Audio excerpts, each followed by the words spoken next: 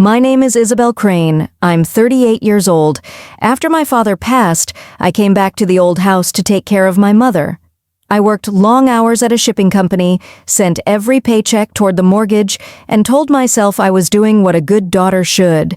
But one evening, as I set dinner on the table, my mother looked at me with that calm, practiced smile and said, "Elaine needs your room more than you do. You can move into the guest space." It wasn't a shout or a fight. It was worse, because it sounded reasonable. I stood there, still holding the serving spoon, while my sister, Elaine, giggled softly beside her. The two of them shared that secret look only mothers and favorite daughters understand, and I realized the home I'd worked so hard to hold together no longer had room for me. If you've ever been the one who stayed, who gave, who carried it all, and still ended up unseen, please stay with me. Because this story isn't about bitterness, it's about learning the difference between love and sacrifice. That night, I packed quietly, folded my clothes into neat piles, trying not to cry over every small thing that used to be mine. The photo frame on the dresser, the quilt my father bought, the lamp I fixed myself. By the time I moved into the narrow guest room, the air felt thinner, like the house itself had decided who belonged and who didn't. Through the wall, I heard laughter drifting from the living room, my mother's voice, lighter than it had been in years. "She'll understand." She always does.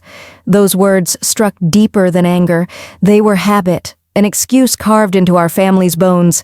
She always does. The good one, the steady one, the one who never asks for anything. I sat on the edge of my new bed, my fingers tracing the scars on my palms from years of warehouse work. The silence pressed heavy on my chest, and for a moment, I wondered if maybe they were right. Maybe love really was about giving everything until there's nothing left. But something in me, quiet, small, stubborn, whispered back, maybe love shouldn't cost your whole self. For the first time in years, I didn't just feel tired. I felt awake. The first week after Elaine moved in, the house felt louder, brighter even. Mom smiled more, hummed again while making coffee. It should have made me happy, but every note of her laughter was a reminder of how silent she'd been when it was just me. I tried to stay out of their way, worked overtime, took the bus to save gas, came home after dark. Still, no matter how late I got in, Mom always found something for me to do. "Isabel, could you pay the phone bill online?" "Honey, the bank called again about the mortgage." I never questioned it. I'd been raised to believe that love means responsibility, but love shouldn't feel like a weight pressing you into the floor. One night after work, I walked in to find my mother and Elaine sitting at the dining table. The air smelled like her lavender candle, but there was tension beneath it, something sour, hidden. The conversation stopped when I entered. "Oh, Izzy," Mom said quickly, folding a paper, "just sorting through some mail." Nothing important. Elaine avoided my eyes. Her fingers twisted the ring on her hand, a nervous habit from childhood. Something inside me stirred. The same quiet voice from that night in the guest room whispered again, "Look closer." When they went to bed, I gathered the scattered envelopes left behind. Most were bills. One, however, bore my name in bold letters, "Mortgage Refinance Notice." My stomach tightened. I'd never requested a refinance. I opened it slowly. The document stated that a new cosigner had been added to the house loan, me, with an electronic signature already in place. My breath caught. The date on the form was 3 weeks earlier, the same week Elaine told us her husband had lost his job.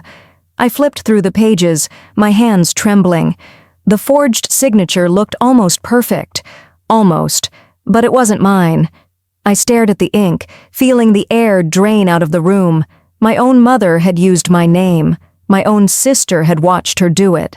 Down the hall, their laughter echoed faintly from the living room TV. And in that moment, I understood what betrayal truly feels like. It isn't the explosion people imagine. It's quiet. It's realizing that the people you trusted most studied your kindness and used it as a blueprint for their deceit. I sank into the chair, pressing my palms to my face. For 5 years, every bill, every dollar, every sacrifice had my name on it, and now, even the debt did too. When I confronted Mom the next morning, she didn't flinch. She just sighed as if I were overreacting. "Oh, sweetheart," she said gently, pouring her tea.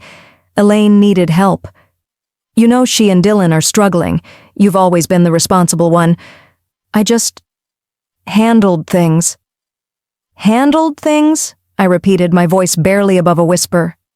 "You forged my signature." She frowned like I'd disappointed her. "Don't be dramatic. We're family. Families share burdens."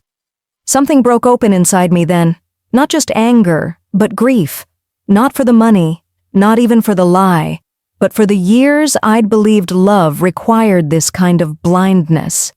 Elaine stepped into the kitchen, her hair still wet from the shower. "Izzy, it's not a big deal," she said lightly. "Mom said it was just a formality."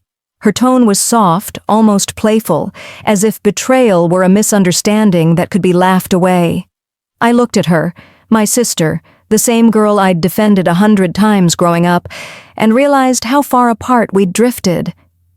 "Do you even hear yourself?" I asked. "You let her sign my name?" Elaine's smile faltered. "You always make things sound worse than they are."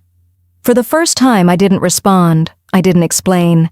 I didn't soften my tone. I didn't play the role they'd written for me.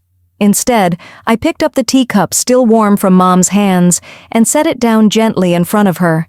"You're right," I said quietly. "Families share burdens."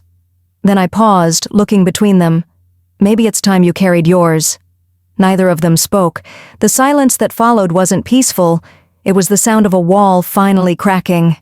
That night, I went to my room, opened my laptop, and stared at an email from my old coworker in Knoxville. The subject line read, "Opportunity still open if you want it." For the first time in years, I didn't feel afraid. Just ready. That night, I couldn't sleep. The house was too still, too full of memories that no longer belonged to me. The walls that once echoed my father's laughter now seemed to whisper questions I didn't want to answer. The papers I'd found earlier sat on my nightstand, their edges curling slightly from how tightly I'd been holding them. My name, my own name, signed without my consent. I traced the forged letters with my thumb. It was almost beautiful, how carefully they'd imitated me. How easy it had been for them to turn my care into currency. In the quiet, I thought of Dad, of how he used to say, "Izzy, never loan what you can't afford to lose." He meant money, but I'd given something far more expensive, my trust. I got up, padded across the cold floor, and opened my closet. For the first time in years, I didn't feel guilty for thinking about myself. The thought was small, but it was alive. One by one, I started folding my clothes, not the way I used to when I was trying to keep order, but like someone reclaiming what little she still owned. A pair of jeans, 2 sweaters, my father's old watch, a photo of him smiling under the oak tree, his arms slung across my shoulders. I didn't have a plan yet, just a promise. I will not let them take any more from me. When morning came, sunlight filtered weakly through the blinds, striping the floor in pale gold. The world outside looked the same, but something inside me had shifted. At breakfast, Mom hummed again, her tone cheerful, almost triumphant. Elaine scrolled on her phone, sipping the last of the orange juice I'd bought. No one noticed the dark circles under my eyes. No one asked why I was quiet. "Izzy," Mom said without looking up, "the electric bill is due Friday. I'll need your card again." Her voice was casual, entitled, as if asking me to keep them afloat was as natural as breathing. I looked at her for a long time before answering. "I'll handle it." And I meant it differently this time. After work, I stopped by the bank. The manager, Mr. Peterson, had known my father. His face softened when I asked about the account. He pulled up the records, frowning slightly. "Ms. Crane, you're the only one making deposits. The withdrawals, though, those aren't all yours." He turned the screen toward me. A long list of small transactions, furniture store, home renovation service, boutique purchases, all under the joint account my mother insisted we share. The air left my lungs. "Can you freeze it?" I asked quietly. He hesitated. "Are you sure?" I nodded. "Yes. I'm sure." Walking out of the bank, the autumn wind felt different, cleaner somehow. The fear that had held me captive for years didn't vanish, but it loosened its grip. That night, I went home early. The porch light flickered, a soft buzz filling the still air. Inside, laughter drifted from the living room. Elaine and Dylan watching something funny. I could tell by the rhythm of their voices, carefree, full, like people who never wonder who's paying for the lights. I stood in the hallway for a long time, watching them from a distance. They looked happy. I should have been relieved, but all I felt was tired. In my room, I lifted the loose floorboard beneath the rug, the one Dad had built himself when he taught me how to always keep a backup plan. Beneath it lay a small box, wrapped in cloth. Inside, $5,000 in cash, my secret savings. For years, I'd kept it just in case. I finally knew what that case was. I sat there, holding the money, and realized it wasn't guilt I felt. It was grief. Grief for the daughter who stayed too long, grief for the woman who kept waiting for approval that would never come. Then I took out my phone and opened the email from Marcus, my old coworker in Knoxville. "The regional role's still yours if you want it. We can set you up with temporary housing." My fingers hovered over the reply button. I could almost hear Mom's voice, soft and sharp all at once. "Don't be selfish, Isabel." And underneath it, Dad's gentler tone. "The world's not going to wait for you, Izzy. You've got to take your step for once." I chose his voice. "I accept," I typed. Just 2 words, but they felt like wings. The next morning, before sunrise, I sat by the window with a cup of coffee. The sky was bruised purple and gray, the kind of color that looks like an ending, but isn't. I watched the first hint of light creep over the horizon and whispered, "I'm done being the one who understands." Outside, the wind rattled the oak branches, scattering leaves across the yard. It sounded almost like applause. I left before sunrise on a Monday. The house was still, the kind of stillness that comes after years of noise. I placed one envelope on the kitchen table. Inside was a note and a single mortgage payment. Nothing else. No confrontation, no goodbye, just closure written in quiet ink. The road out of Nashville felt endless, but as the miles passed, the ache inside me loosened. I didn't cry. I thought I would, but I didn't. I just kept driving toward Knoxville, toward a life that finally had space for me. The company arranged a small apartment, a 1-bedroom overlooking a line of maple trees already turning orange. The first night there, I slept 8 full hours without waking once. No creaking doors, no late-night demands, no guilt tapping on the walls. In the morning, I made coffee the way I liked it, strong, black, no sugar. The silence was beautiful. It didn't ask anything of me. At work, things moved quickly. Within a week, I was overseeing the shipping schedule. Within a month, the regional director was praising my attention to detail. It felt strange being seen, not as someone's daughter or sister, but as Isabel, the woman who got things done. And then, one afternoon, that peace cracked. The receptionist buzzed my desk. "Ms. Crane, there are 2 women here asking for you. They say they're family."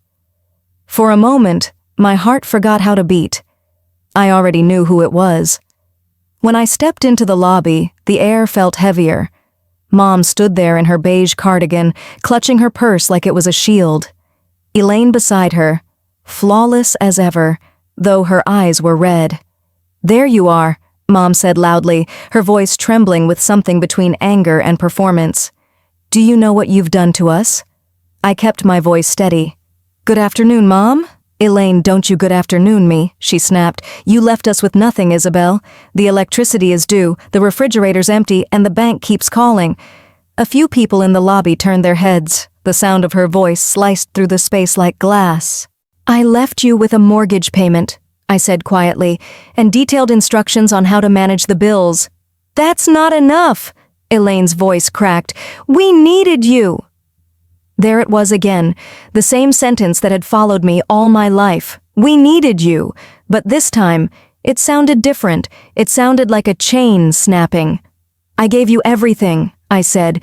Every paycheck, every ounce of energy, every moment of peace I had left. You didn't need me, Elaine. You needed someone to carry the weight, so you wouldn't have to. Elaine's mouth opened, but no words came out. Mom's eyes filled with tears, but they looked practiced, like an old habit she couldn't break. Isabel, you're heartless. After all I've done for you? Something inside me, something that used to flinch at those words, didn't move this time. Instead, I felt calm. The kind of calm that comes when the storm finally passes and you realize you survived it. I took a step closer and lowered my voice. You didn't raise me to be heartless, Mom. You raised me to serve. But I'm not serving anymore. The security guard shifted awkwardly nearby, ready to intervene. I gave him a small nod. It's okay. Elaine crossed her arms. You think you're better than us now, don't you? Just because you have your own place? No, I said softly. I just think I'm finally allowed to have one. Her face flushed with anger. You can't walk away from family. I smiled faintly. I didn't walk away from family. I walked away from people who mistook my love for obligation. For a second, no one spoke. The hum of the air conditioner filled the silence. Then behind me, a familiar voice called out. Is everything all right here, Ms. Crane? It was Marcus, my supervisor, holding his coffee cup, standing like a quiet guardian between me and the chaos. Yes, I said. Everything's fine now. He nodded, gave them a polite smile and gestured toward the exit. Ladies, if you don't have business here, I'll need to ask you to leave. Mom's lip quivered. You'll regret this, Isabel. Family doesn't turn its back. I met her eyes, and for the first time, I saw the truth behind the guilt, the fear of losing control. I already regret the years I spent turning mine, I said.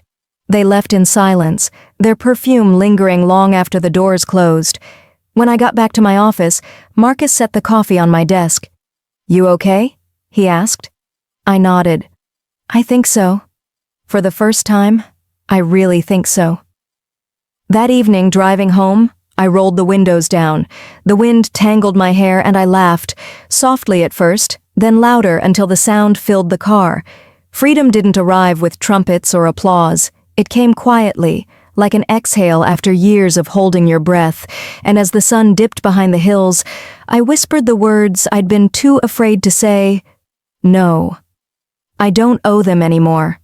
Days turned into weeks, and I started to breathe again. At work, my team joked more, meetings felt lighter, and I even learned to laugh at small things, like how Marcus always misspelled logistics on his reports. Peace, I realized, doesn't mean the absence of noise. It means the noise no longer controls you. Then one afternoon, my phone buzzed with a familiar name, Mrs. Henderson, our old neighbor from Nashville. Isabel, she began without greeting, her voice brisk but kind. I thought you should know. Your mother's been telling everyone you abandoned her. Says you took all her money and left her with debt. I pressed my palm to my forehead, closing my eyes. Of course, it wasn't enough for them to lose me. They had to keep the story where they were the victims. Mrs. Henderson's tone softened. But don't you worry, dear. Folks around here remember who fixed the roof, who mowed her lawn in the rain. Nobody's buying her story. Her words warmed me more than she knew. For the first time, I realized truth has its own quiet defenders. Still, that night I couldn't sleep. I kept thinking of Mom, how she once used to hum lullabies when I was sick, how her hands trembled when Dad died. Somewhere beneath all her manipulation, there was fear. Fear of being left behind, but fear doesn't excuse cruelty. A week later, I got another call, this time from Elaine. Her voice was shaky, almost unrecognizable. Mom's in the hospital. Heart problems. She's asking for you. I hesitated. The old Isabel, the one who always understood, would have rushed there without thinking, but I'd learned something. Running toward pain doesn't heal it. Still, I went, not for her approval, but for closure. When I walked into the hospital room, the smell of antiseptic and roses filled the air. Mom lay propped against crisp white pillows, her face pale, her hair undone. For a second, my heart squeezed in that old familiar way. "You came," she whispered, her eyes glistening. "You asked for me," I said softly. Elaine stood by the window, phone in hand. She didn't meet my gaze. "Doctor says I need rest," Mom murmured. "All this stress. You leaving? The bills?" I set my purse down and took a breath. "I didn't cause your stress, Mom. I just stopped carrying it." Her lips parted, a faint protest forming, but before she could speak, the door opened. Uncle Robert and Aunt Sarah entered, followed by Pastor Williams, the same man who'd spoken at my father's funeral. The room changed instantly, filled with polite smiles and awkward silence. Isabel, the pastor began gently. "We're here because your mother wants the family to reconcile." I looked at Mom. "Is that what this is? A reconciliation or another performance?" Her eyes darted to Elaine. "Sweetheart, please. Let's not do this in front of everyone," but I was done hiding. I pulled a folder from my bag and placed it on her tray. Inside, printed mortgage statements, utility bills, receipts, all with my name. "This," I said evenly, "is what I paid over the last 5 years. $78,000. All in my name." Uncle Robert leaned closer, eyes narrowing. "Clara, is that true?" Mom swallowed hard, her gaze flickering between the papers and my face. Elaine stepped forward, her voice shaking. Mom said it was a joint effort. "That we all helped," I smiled sadly. "Then show me one receipt with your name on it." The silence that followed was thick, almost holy. Mom turned her face away, tears spilling quietly. "I didn't mean for it to go that far," she whispered. "I just needed help." I nodded slowly. And I gave it, until there was nothing left. The pastor cleared his throat, clearly uncomfortable. "Perhaps forgiveness is what's needed here." "Forgiveness?" I repeated, my tone soft but steady. "Forgiveness without accountability is just permission to repeat the same hurt." Uncle Robert, his voice low, said, "Your father would have been ashamed, Clara. He raised a daughter who carried this family and you broke her." Mom's shoulders shook. Elaine covered her mouth, sobbing quietly. I gathered my folder, my purse, and stood. "I hope you both heal," I said, "but I won't trade my peace for your comfort ever again." Elaine reached for me. "Izzy, please." "Don't walk away." I looked back at her, my sister who still didn't understand. "I'm not walking away," I said. "I'm just finally walking toward myself." And as I stepped into the hallway, the heart monitor behind me beeped steadily, its rhythm oddly calm, like the sound of a truth that no longer needed defending. A year later, I waked to quiet. Not the kind that comes from loneliness, but from peace.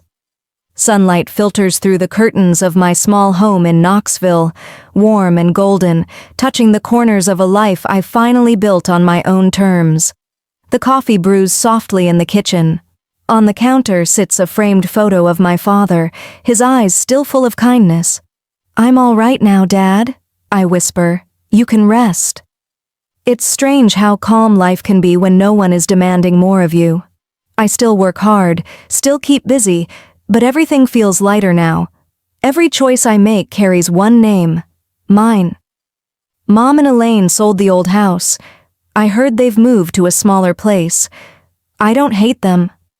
I simply wish them peace, because I finally understand that forgiveness isn't about erasing what happened. It's about releasing the weight of it. Some weekends, I plant roses in the backyard. They bloom quietly, without asking permission. And I smile, because I finally understand that I don't need permission either. Mrs. Henderson stops by sometimes with a jar of jam. She looks at me and says, "You seem lighter these days, Isabel." Like someone who finally found her way home, and I tell her the truth. I did. In the evenings, I sit on my porch swing, listening to the wind move through the chimes. I used to think family meant holding on no matter how much it hurt. Now I know it means knowing when to let go. If you've ever been the one who gave too much, who stayed too long, who kept forgiving even when it broke your heart, let this be your reminder. Peace is not selfish. It's survival. You are allowed to rest. You are allowed to choose yourself. And if this story touched something in you, take a moment, click like to show that you understand what it means to start over.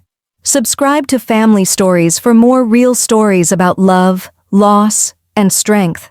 Stories that remind us it's never too late to heal, never too late to begin again.